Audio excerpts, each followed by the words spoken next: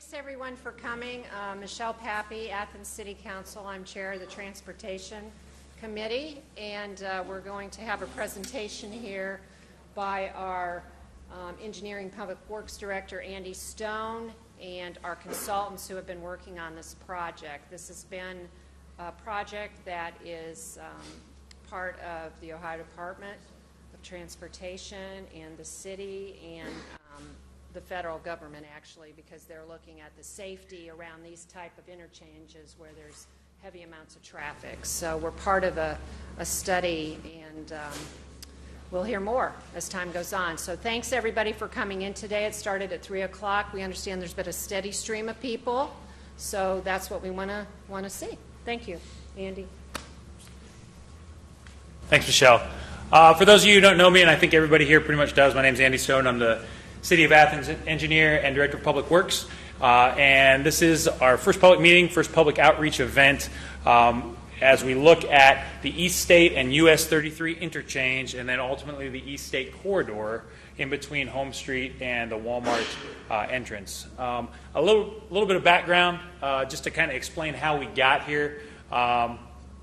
We have been working with the Ohio Department of Transportation at the City of Athens for the last probably year and a half, looking mainly at the US 33, US 50, US 32 interchange just south of here.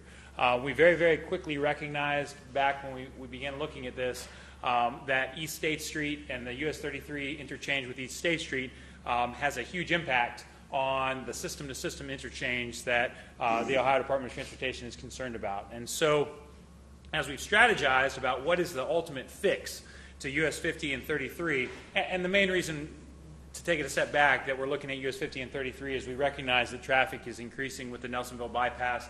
There are some design deficiencies that were found back in 1970 when 33 and 50 was built in the current configuration that it is, but today just will not fly.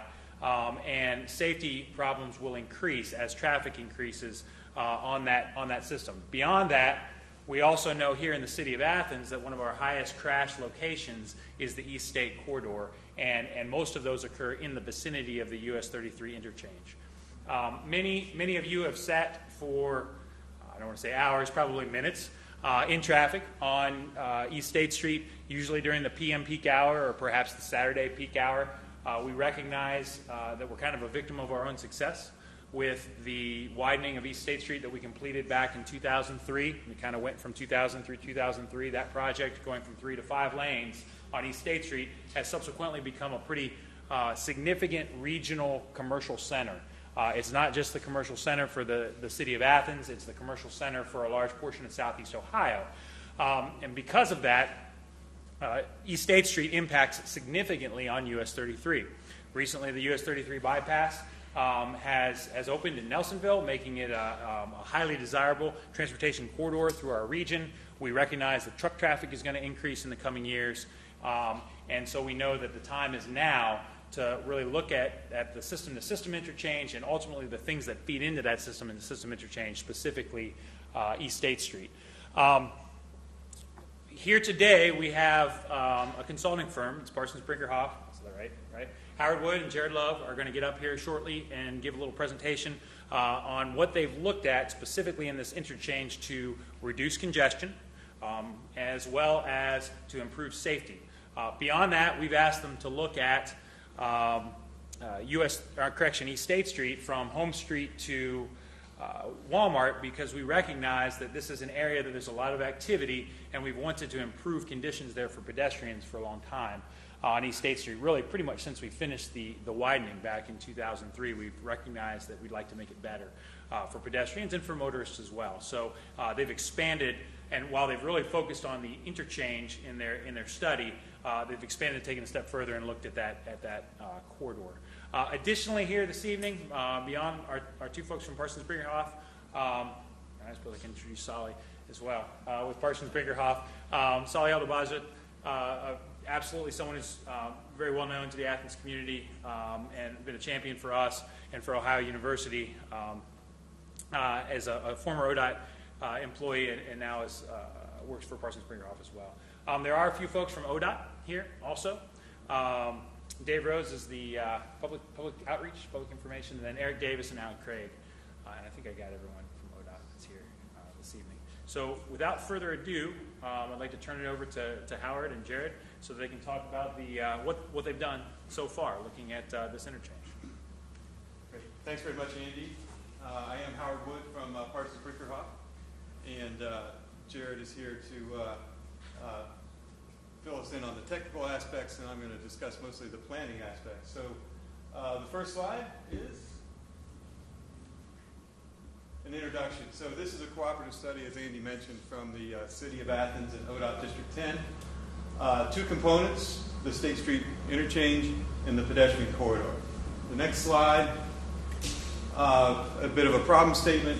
So in the interchange itself, in the left column, we have operating at a level of service D on the west side of the interchange, level of service E on the east side. Along in the proximity of the interchange, there's about 25 crashes a year on State Street. Those are attributable mostly to the congestion related to that interchange. So it bumps up the list of the ODOT high crash locations. We also get a traffic backing up on the ramps onto US 33, and that's a high hazard safety concern for ODOT. We mentioned on the right column the pedestrian accommodations, or the lack thereof, on the south side of State Street. So the next slide, focusing on the interchange first. This is the existing, and I think, Jared, you want to go through this, and you've got your laser pointer. You can speak to this is how traffic looks now with the current configuration. And this video will go for about 2 minutes. You see long queues on the ramp there, and as we fly through, we'll see some other congestion concerns. You see State Street traffic backing up. No, it's very familiar to you all, I'm sure. This is weekday PM peak hour traffic. As Howard mentioned, is what's all familiar to you all that drive this every day. The left turn lane under the bridge to the 33 ramp. It's a short turn lane. A lot of cars desiring to make that movement, and they really only are able to turn when there's a green arrow. And that green arrow is limited because of the through traffic on State Street. It's a balance of trying to get everyone through, and it's just a lot of left turners. As we fly through here, you're going to notice State Street, as you probably do every evening when you drive it. State Street is highly congested and backing up on its way back from the interchange, and that left turn lane is actually backing up through the next intersection. So at times, even when the ramp has a green left arrow, this intersection is blocked by traffic. I think we can go to the next one now. I think they run through. So we have a small steering committee of city and ODOT officials, and they developed these goals for the study. Obviously, improving the safety for motor vehicles and pedestrians. Number one, achieving level service C or better for the design year. That's a goal of Federal Highway Administration money, which we might seek for this project. And the design year is 2035, 20 years out. We want to minimize the property acquisitions, the impacts, the negative impacts of the project, so minimizing construction costs, environmental impacts, and the like. And then especially as well, we don't want to impact or reconstruct the existing bridges over that carry US 33 over State Street. They have a lot of remaining life, so preserving that economic asset was important as well. Interchange alternatives, we've discussed individually with people today, but we'll talk about the three that we analyzed. Diverging diamond interchange, DDI, with existing ramp configuration is alternative one.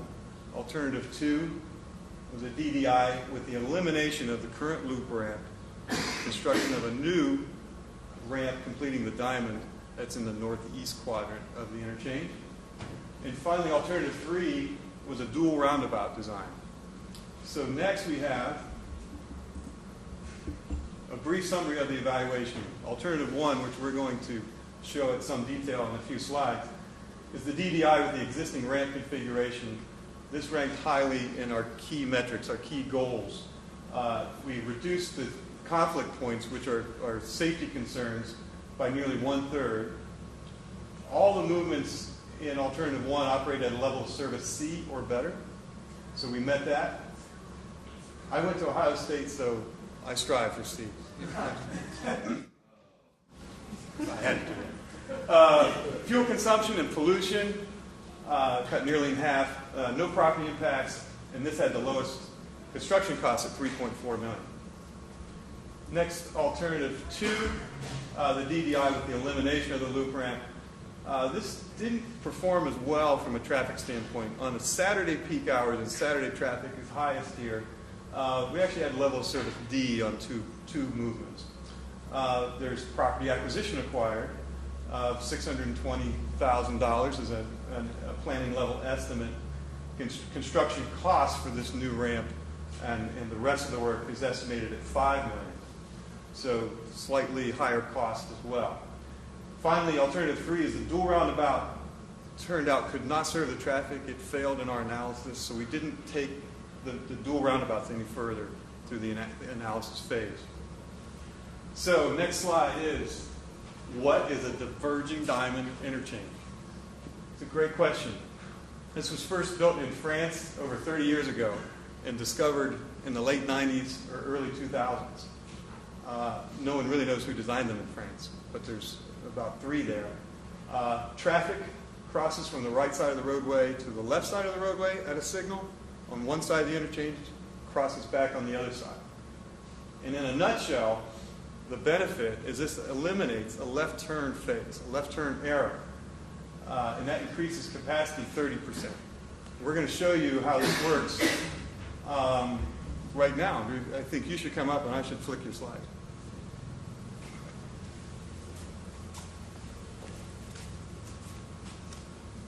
Okay, so the summary of a diverging diamond interchange is, if you follow, let's follow the red lines through here. As you're approaching the interchange and you want to turn right to get on a ramp, you can do so while you're still on the right side of the road. At the signal, you then cross to the left side of the road, where you can then make the left-hand turn to the next ramp, and then you cross back to the right side of the road at the next signal.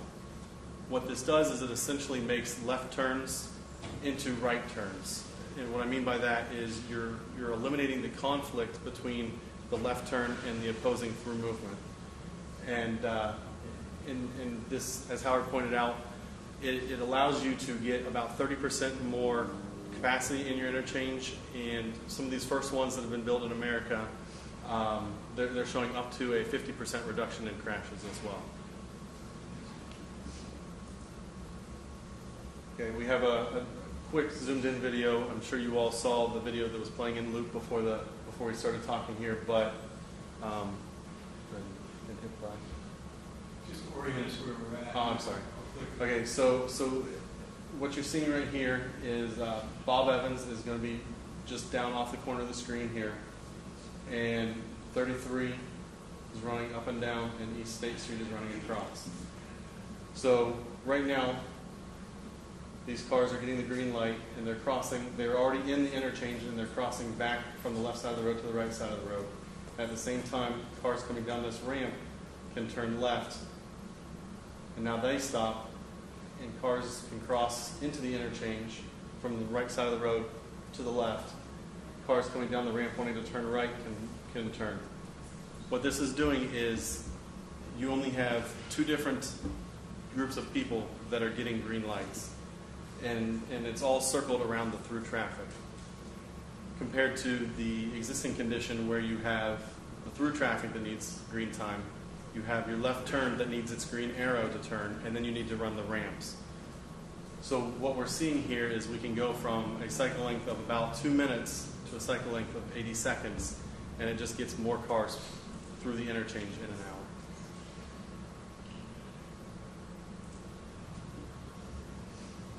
So what I was alluding to is the middle column here is the conventional intersection. And when we were looking at our projected traffic we threw in 40 seconds for the left turn phase, 40 seconds for the eastbound that would go after the left turn arrow, and another 40 seconds for the ramps, and that's the 120 seconds I was alluding to.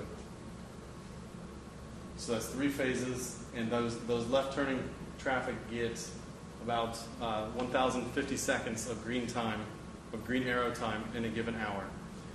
With the diverging diamond, there is no need for a left turn phase. So we are running 32 seconds for our eastbound through, 48 seconds for our westbound through. The ramp is accommodated under that time, and the left turn is accommodated under that time. It increases the amount of time that your westbound left turns have up to almost 2,000 seconds. It's 65% more green time for that westbound left with this improvement. So here, again, it's just a close-up shot of the board that you saw in the back of the room with alternative 1. You have the crossover to the left side of the road, come through the interchange, and cross back to the right side of the road by the time you leave the interchange. Same thing, coming back. We are reutilizing all of the existing ramps, and it's just, the only new pavement in there is just getting tied into those existing ramps. And so it really minimalizes the cost to get a lot of increase in movement and safety. So here is the video that has been playing most of the evening tonight. And this is just a 2-minute loop that we've been playing of alternative 1. Again, you see traffic crossing East State Street. They're crossing to the left side of the road. And in this instance, they're coming to the light. These guys are crossing over to the left. We're going to zoom in and focus more on that left turn that was problematic when we were looking at the no build.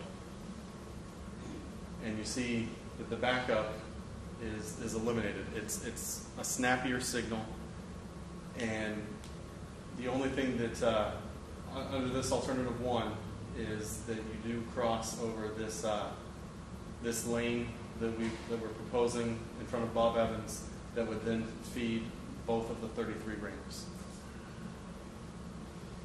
And then we'll have a barrier. Yes.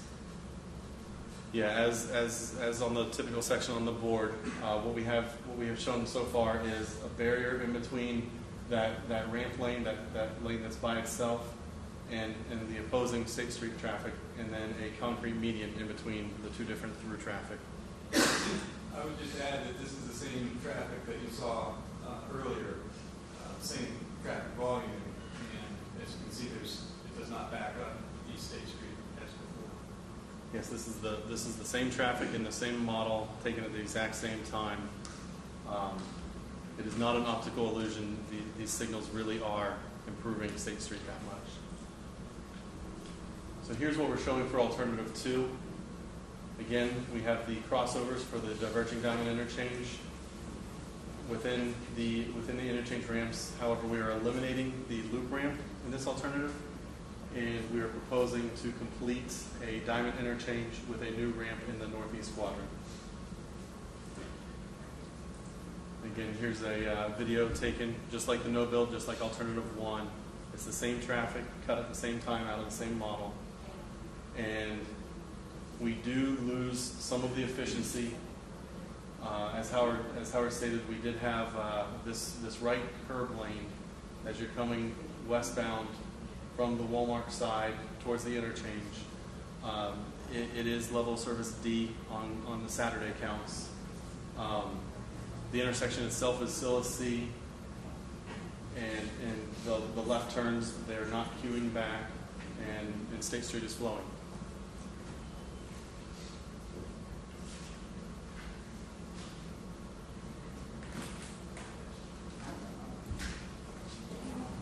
So you see traffic coming towards us. They cross over within the interchange, so on the left side of the road, and they're crossing back. And while that is distinctly different than what we've driven since we've had our license, there are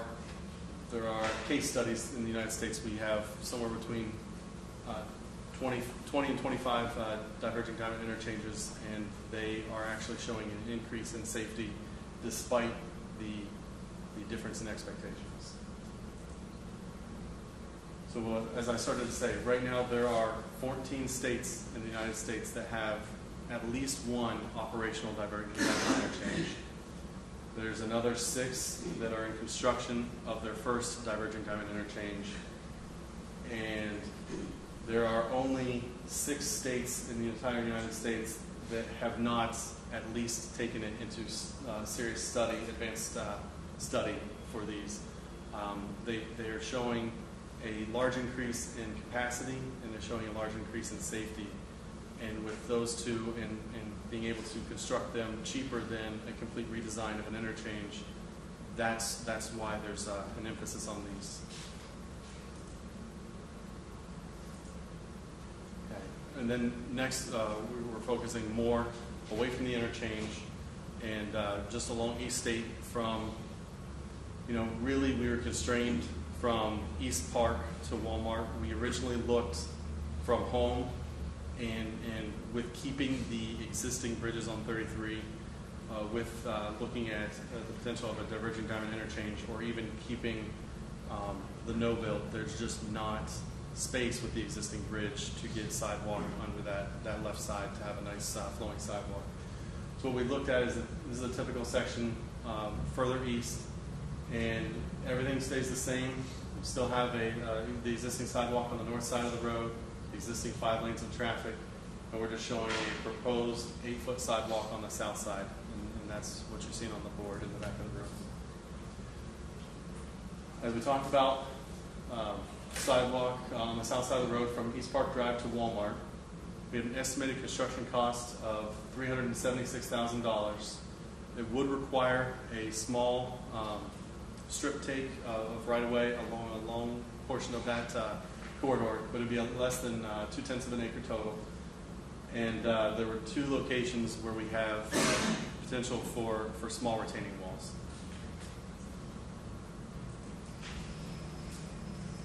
And this is a couple pictures of some of the challenges that would come with a sidewalk on the south side.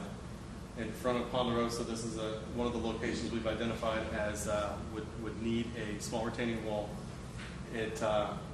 The elevation difference between the curb and the parking lot is just too great to get everything graded in there. And there's a similar location close to there, just a little bit east. And then this is just a picture that shows, there's a gas line marker here. You have the overhead utilities. There are utilities that would need to be looked at along the way as we go through that process. I'll just sort of close it here, Jerry. I'll come back up. And so the next steps for our project are to determine our study is to be wrapped up in July with a final report. Want to determine if there's consensus for a given alternative, as we've discussed tonight. And as I mentioned, everything's on the table, and we're here to listen. If there's consensus, state and local officials can then work together to explore funding options. And without getting into specifics, these projects could be eligible for a variety of federal, state, or local funding programs. Next slide might be the end. But last but not least, we want comments to our project manager from ODOT, Eric Davis. We have comment sheets over here. We have the handouts that have his contact information on it. So we have eric.davis is his email address, and our project website will be live tomorrow with all the information you've seen today. The City of Athens is hosting this data on their website, including the videos, including everything. It might be Monday. Could be Monday. And so with that, we will take questions. And Andy will take questions, and anyone from ODOT as well. Please. Howard, if the power goes out to the traffic signals in this diverging thing, would this be a problem? Yes, a signal outage power outage to the signals is a problem, just like with your current signals. So it's treated as a 4-way stop, and it would be bad situation while the power's out. And I can speak a little bit further to that. It's a great question because in recent years we've had this problem in several different locations. One of the things that we've taken internally to improve our resilience when it comes to outages is, number one, we transitioned all our signals to LED, so they don't consume nearly as much power. And secondly, we have outfitted, I think we are up to 9 signals now with battery backups that will run the signals when there is a power outage. And it'll run an LED signal without a recharge for 8 hours. And so for most power outages where a tree falls on a utility pole and causes an outage, we got it. It works, it's fine, power's back on before the battery runs out of juice. Now, for another derecho, I got a problem. And in that case, what we've talked about, or at least we've not had to exercise this yet, but internally what we've talked about is going around with a small generator and recharging those battery backups on those signals. And so that's kind of our plan right now. Just like I run around with a big generator to move sewage and water around the city when I have a power outage, I would run around with a small generator, and particularly in the critical signals, like this one obviously would be a pretty critical one, that we don't want the power to, we don't want the battery to die if there's going to be an extended outage. So that's a great question because, yeah, there's definitely some concern with that. Question here. I'm assuming the lanes will be clearly marked with arrows and words and things like that to direct people. Yes. I think it's worth mentioning, we mentioned that there's 20-some DDIs now in existence in the U.S. The first one was 2009, so they're growing in implementation. The first one in Ohio was opened last year on Roberts Road and I-270 on the west side of Columbus. And yeah, the lane markings are extensive and in signage as well, so it's very clear. And I've not heard of any particular driver confusion or crash problem at that location. Can you talk a little bit about like the islands and the configuration of the islands specifically to guide motorists so they can't make it very difficult to make a wrong move? And obviously in this planning level study that they've not done design on the actual radius of the individual little concrete dividers. But can you talk about that a little bit? Yeah, I'll ask Jared to come up as well because I'm a planner and I'll stumble through it. But as a planner, which I consider myself a lowest common denominator, driving the Roberts Road DDI, I wondered if I would be confused approaching the intersection. And I was channeled by the islands and the curbs, and I could not physically go in the wrong direction unless I hit a curb or went over a curb.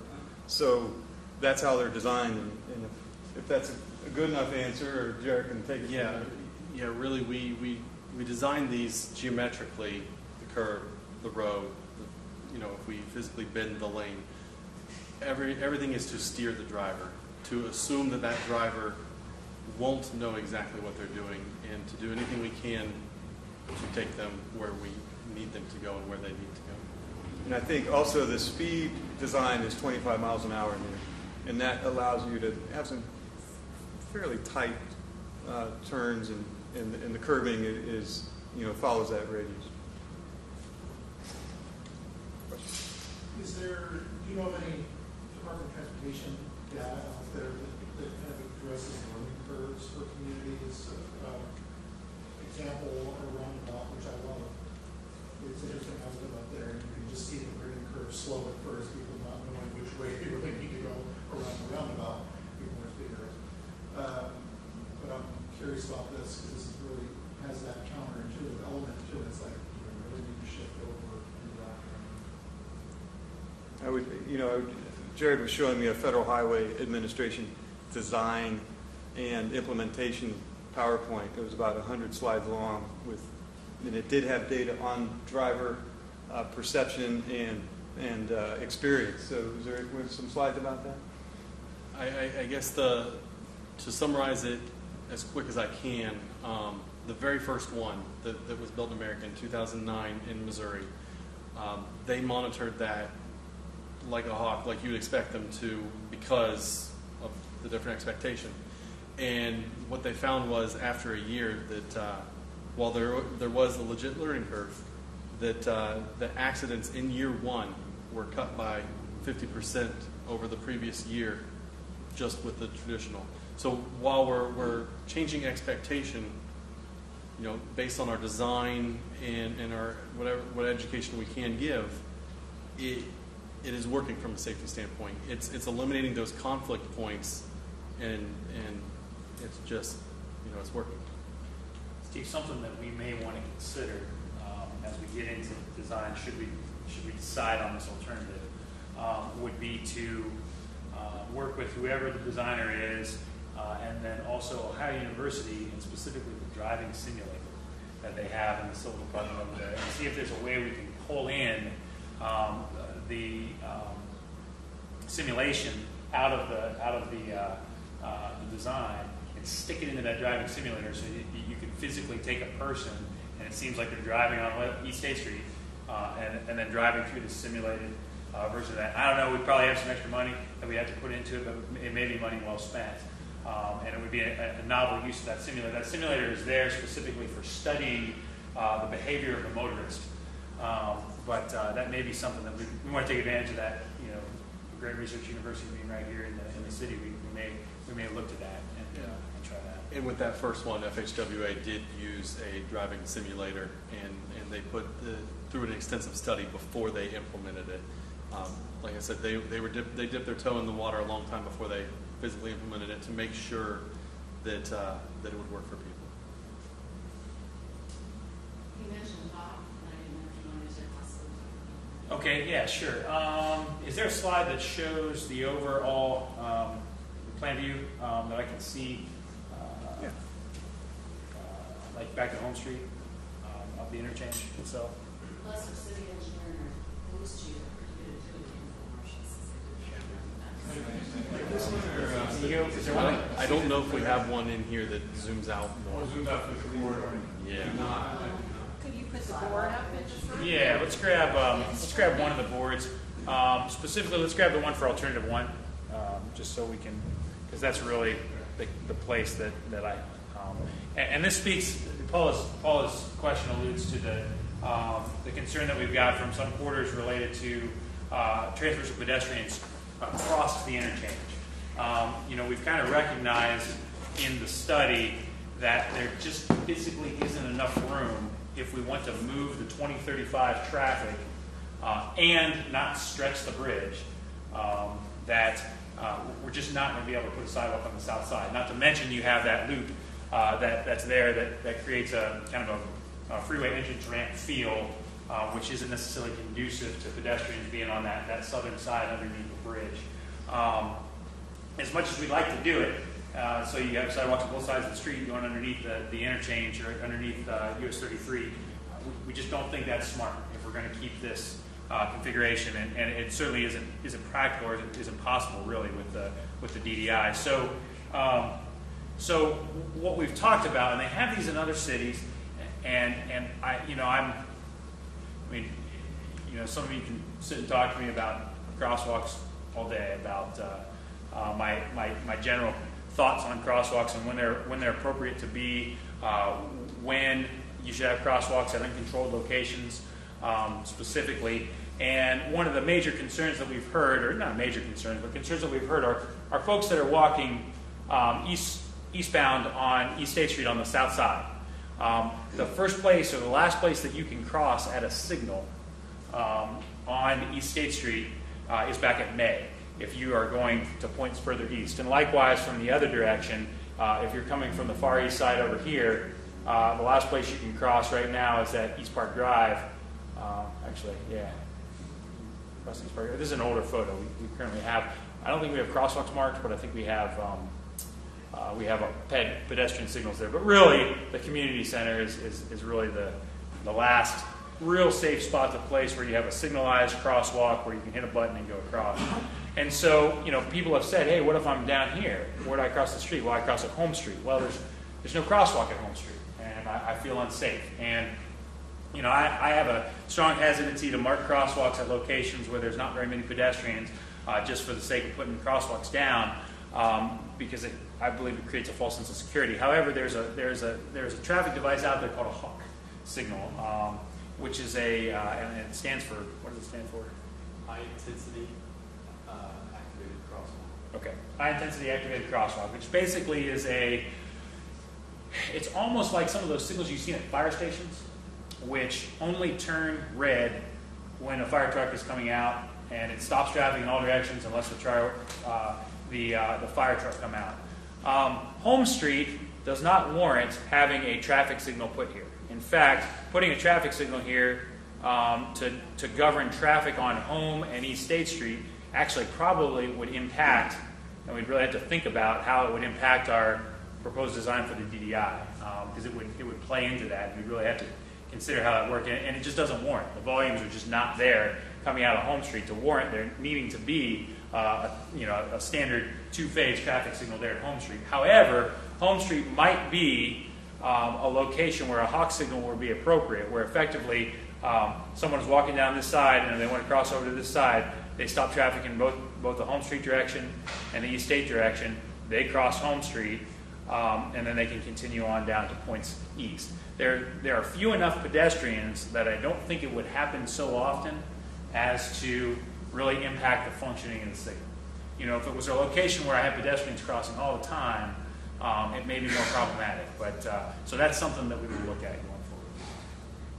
Other questions? Sure.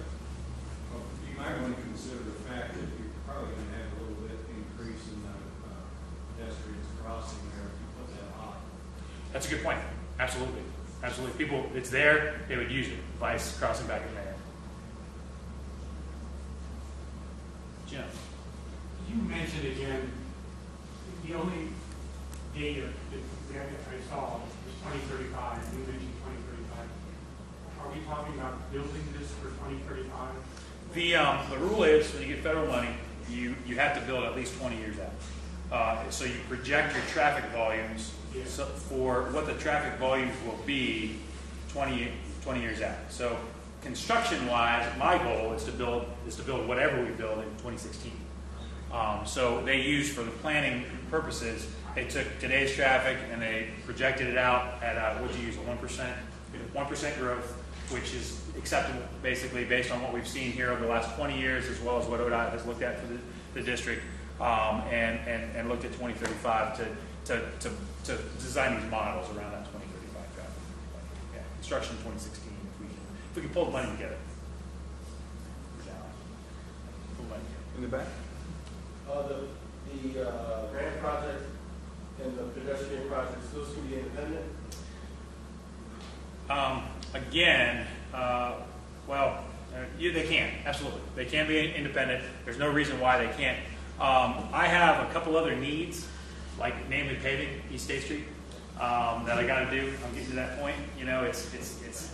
I'm struggling. I put 7 tons of asphalt in the far right lane going eastbound the other day in Full Mix, and so I've got my street foreman. I said, Kurt, you gotta keep it glued together until 2016. All right. And so my goal, and because our money goes a lot further if we could package it with that FHWA money to do a repaving project and a restriping project, brighten up the striping, maybe more highly visible crosswalks at those various locations, do the pedestrian project and do the interchange all at once, and package it into one project. That way, my environmental clearance, my right-of-way clearance, my design costs are all minimized, and then I'm not breaking into 2 separate projects. But yeah, it could be different. If we decide we're not going to do this, we can still move forward with the sidewalk project. Are you making any plans if you go along with the sidewalk construction extension? Landscaping trees to green it up and shade it out and make it more attractive than this? Sure. I think that and yes, and I think what it would be. Can you go to the typical section? They modeled an 8-foot space basically for their for planning purposes. Mm-hmm. What we do with that 8 feet, as long as I stay ADA accessible, is kind of up to us. So conceivably, I could go 5-foot sidewalks and then have a 3-foot planting strip that I could plant things in. There may be some places where 8 feet is just not viable because I got a giant AEP, 3-phase, 16,000 volt transformer and transmission line that I can't move that pole, or that's too difficult to do, and so we may have to, the 5 feet is right up against the curb. But I think in all locations where we can do additional green space there, that buffer, and if we can put shrubs or trees, I think we need to do it, because you're right, it does, I mean, we kind of look like our concrete highway. And anytime you say, like Paul says, I mean, we really want to try to make it look as presentable as possible. Sure. I was studying one of these diverging interchanges somewhere, and I don't remember exactly where it was, but they moved the lanes out, widened the median strip, and moved the sidewalk into the median, where the pedestrians were moving at the same time as traffic across those streets. It was just Do you remember where it was? I can look. Okay. It'd take me a while. Sure. A majority of the ones that they have built are like that. Okay. They found that to be a nice feature, to just pull pedestrians in the middle. Right. That was one of the things we looked at here, but that was one of the things that that saving the existing bridges made us not be able to do. The reason being is that whenever you have, to put the pedestrians in the middle there, we would really like to put the concrete median to protect them from the cars.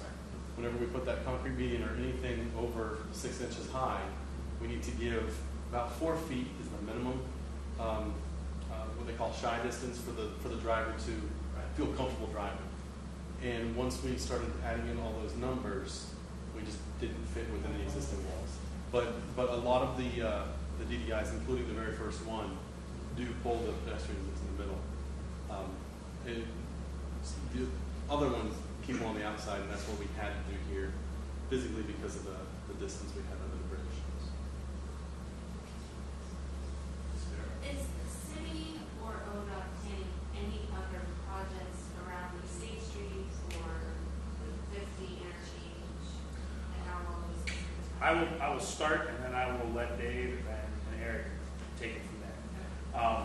Kind of my kickoff back at the beginning is that we recognize that this was probably the kind of the near-term urgent problem that impacts on the wider US 5033 interchange. What ODOT is planning will work with this. We're planning this such that it works with what ODOT is planning. What they're planning, though, isn't officially planned. They're still planning. So I don't want to speak further beyond that. Go ahead, Eric, if you want to talk about that. Previous to the study, we did a larger study of the entire area, and out of that study, what we found was the East State Street area had the highest congestion, highest foot fraction.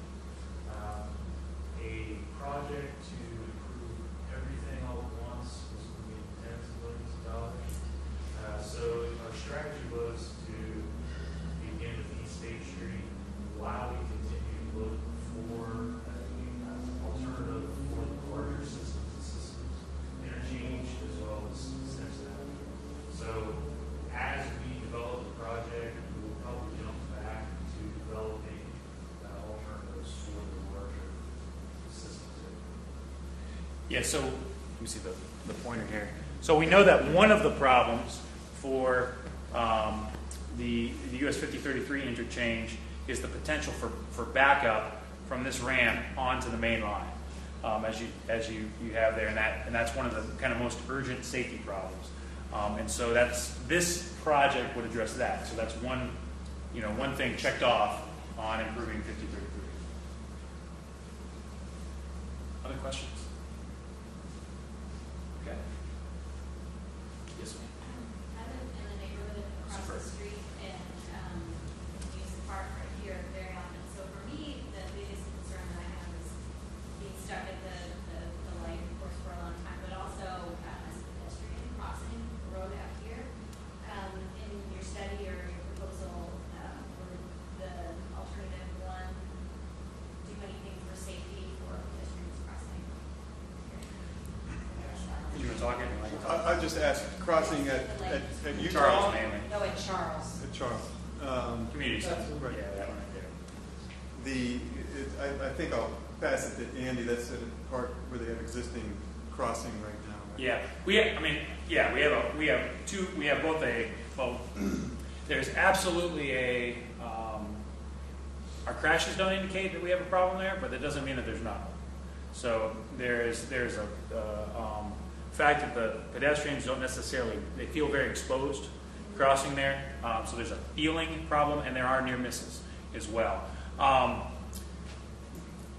There are a couple things that this will improve with regards to that. Number one, when I do this project, I will repave, I will restripe, I will have big, bright, wide crosswalks at that location. So that's one.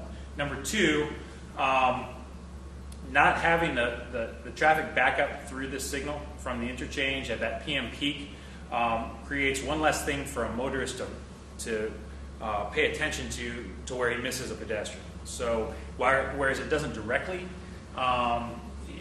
specifically look at that particular crosswalk, it does because there's less stimulus for the motorist, especially during congested times, that they are more likely to see a pedestrian. And then the third thing, outside of this project, we've taken some steps recently, and I'd be curious as to feedback, because I tell people about this, but sometimes they don't notice it unless I tell them about it. We recently added a leading pedestrian a few seconds and you've noticed it. Okay, so you press the button, you get a green before the side streets get a green, so you can establish yourself in the crosswalk. And we've heard that that's helping. We've kept the strobes in, the red lights, to try to give additional stimulus to the driver that they don't run the red light when there's a pedestrian crossing. But I've heard a lot of the problems have to do somewhat with the people turning into pedestrians there. So it's not an ideal situation. When I take 28,000 cars a day and try to put them through that intersection when I have pedestrians cross. When I have an ice cream shop across from a swimming pool, it's a problematic area. So yeah, we fully recognize that. If there's anything else we can do as we get into detailed design to address pedestrian safety there, we absolutely will. I'm more worried about the signal there at CVS, because I use them both, and I've almost gotten hit a couple times by CVS, and I really haven't over here at Charles, but I was so careful, because there's a lot of people that run that light all the time. Yeah. Charles too. But, the problem you have down there at, what is it, Mark, or what do you call it? You got a lot of people from out of town going in and out of there with the hotel and everything. And they're not really aware of all these different crossings like a local person. Right. And so I kind of attribute that being more dangerous there because of it. And that's a very good point. There's a lot going on. When you're a driver, especially a new driver, if you happen to be driving this way and you come onto East State Street, you see, 7 signals all the way up the roadway. You see signs. You see, that's why we're so deaf on our sign ordinance. You can't put big flashing signs out there because there's already a lot going on for a motorist. And then, you want to take beyond everything. There's this right here, which is ultimately the problem of the distracted driver. So, and I don't know how to solve that, but yeah, with all steps that we can on those 2 intersections, we recognize that crossing there is a problem. One other thing, could those traffic lights east of 33 link somehow to the 33 lane during peak hours to reduce the stop and go that you have at those intersections? Maybe that might improve some of the stuff. They are. At Signal, I've squeezed as much capacity out of that signal system as I possibly can right now. And this is with today's traffic. So the East State signal system is an actuated, coordinated system. So there are loop detectors in all the side streets and all of the main lines as you're going through there. And there's a computer program, a smart computer that's housed inside the signal, because this is the master signal there, that basically will allow the cycle length of each one of those signals to float a little bit. And so when there's a call from side street out on East State Street and says, hey, I know I need to move somebody out here, it may shift the cycle length just a little bit so that eventually those traffic can get out, and then the whole system will stay in synchronizations with the goal of not having backups on East State Street, basically moving as much along that main line as we can to get through the corridor. That said, during PM peak, I still can't move all the westbound traffic that I need to be able to move right now. Did I say that correctly? I mean, maybe you can speak a little bit further to that. No, you hit it right on the head.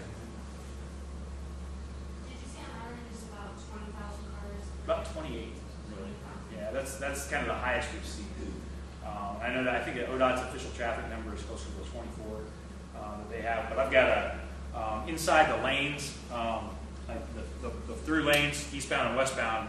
At that signal, there's a loop here and here, and then here and here, and that will count all the cars going through there and in the turn lane, and we can just add them all up. It's in 5-minute intervals. And if you want the data, I'll give it to you. It'll take you 3 years to file it and count it. So, Go ahead. I was saying, I'll put that in perspective, that on a local road, you have more than 28,000 vehicles. Well, the largest line of traffic interchange is in Marietta, State Route 7 Pike Street, near Walmart, and it's right around 29,000, 30,000. That's on the state routes. That just puts in perspective. If you're on a local road is carrying almost the same amount of traffic that the largest, state intersection is out of Ohio carry. That's pretty significant. Did you ask? you're both near Walmart. Yeah. Picture generated. So is the highest on a Saturday and? It goes back and forth. And it depends on the movement specifically. Like we thought, like going in, we said we need these guys definitely looking Saturday, midday peak, because it's a retail area, you get farmers market and stuff. Look at that area, and they did. And I'd say there's probably some heavier movements during that time than there are on weekday PM peaks. That's the other real heavy one. The average Saturday afternoon peak was higher system-wide than the average day middle of the week PM peak, which is not the usual case in most scenarios. Usually that PM peak is the highest, but in this instance, not every movement was the highest on a Saturday, but system-wide, Saturday was higher.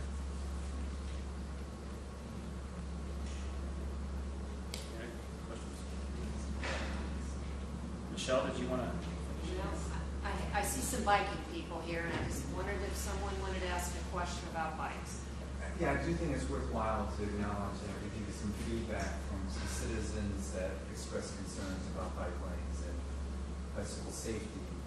I was approached by a couple, and I know as well that my spouse is a significant cyclist, and I do too. So it is something that is a concern for our community. We did have some here tonight. Yes. The one that I spoke with said that he actually likes the fact that they'll be in traffic, and he was talking to us, I think somebody else, about, he likes the European model, because there's so much going on, you have to pay attention as you drive, so he finds that he didn't seem to indicate any issue with traveling with the traffic and diverging lines. And beyond that, Kent, the one she's talking about is a cyclist. I mean, he is a cyclist, and so and he is. I mean, has no problem, cruising at 30 miles an hour with traffic. There's two kinds of cyclists. There's guys like him and your wife, and then there's like, mom and dad, the kid with training wheels. And so those are kind of the two demographics that we need to address. What I would contend is that mom and dad with the kid with the training wheels, just like they wouldn't currently go out into the street to traverse this interchange, they need to not do that now, and they need to utilize the sidewalk on the northern side. With the redesign thing, or the bike path which crosses, further south. But they can't be on the sidewalk. Yes, they can. Absolutely. Under Ohio law. Okay. A bicyclist can be treated as a pedestrian or as a vehicle. For people like Tom or Lori, one benefit I think to this interchange design is the movement to where you come and then you cross over and then you cross back over is a little bit. I guess the traffic would go maybe a little slower, as opposed if they had a green straight through and then a green straight through, and that the likelihood to speed is less in something like this because you're having to make a maneuver and then you're having to make another maneuver. Vice two green lights where you're already eclipsing the speed limit going through the interchange, and maybe that might make cyclists riding in traffic actually a little bit safer. And maybe that's not true. Those crossovers we have designed, what you see here at 25 mile per hour, that is the speed limit on State Street, not necessarily the travel speed currently on State Street. So similar to a roundabout, these crossovers, one of the safety impacts of them is that they kind of hold the vehicles to the appropriate speed, and as Andy was alluding to, it cuts their speed down, helps with perception of the bicyclist.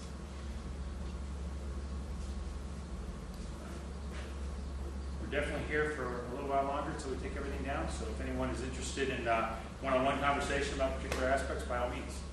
Thank you for coming. Thank you.